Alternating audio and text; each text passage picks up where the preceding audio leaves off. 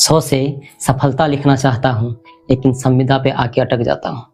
100 से सरकार को लिखूं या खुद को समझा लूं, ना ही असफल हो पाए ना ही अस्थायी हो पाए। दफ्तर वही, काम वही, पर पद के आगे अस्थायी नहीं। हड़ताल करे तो निकालने का आदेश, और हड़ताल ना करे तो अल्प वेतन में जीने का आदत। आखिर ये संविदा कर्मी जाए तो जाए कहाँ? ये अपना दुख सुनाए कहाँ? दुख सुनाने वाले तो बहुत हैं, पर दुख सुनने वाला कोई नहीं। क्या लगता है कोई अल्प वेतन भोगी अपने परिवार, अपने बच्चों का परवरिश, शिक्षा सही से कर पाते होंगे? जब भी कोई ये सवाल पूछेगा तो एक ही जवाब आएगा, नहीं।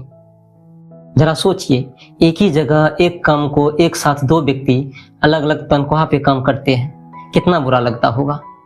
मैं बात कर रहा हूं उन संविदा कर्मियों का जो अपना कर्तव्य निर्वहन करके भी खुश नहीं है। अल्प वेतन, ज्यादा काम, क्या करे, कहाँ है आराम? जैसे सिक्के के एक पहलू होते हैं, हेड और टेल, वैसे ही सरकार के 2 पहलू हैं। एक ही पोस्ट के लिए एक संविदा और दूसरा परमानेंट। दोनों में एक ही अंतर है, एक को सारी सुख सुविधाएं और दूसरे को सिर्फ और सिर्फ काम का वेतन। हमारे सरकार के नियत के साथ साथ नीति भी खराब है। सिक्के के दोनों पहलू में हेड और टेल का बराबर वैल्यू होता है, पर सरकार के दोनों पहलू में ऐसा नहीं है। हमारे सरकार की नज़र में हेड का वैल्यू तो है, पर टेल का कोई वैल्यू नहीं।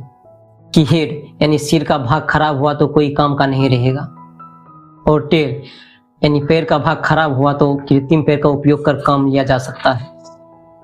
पर सरकार को कौन समझाए, जितना काम टेल का आता है उतना हेड का नहीं।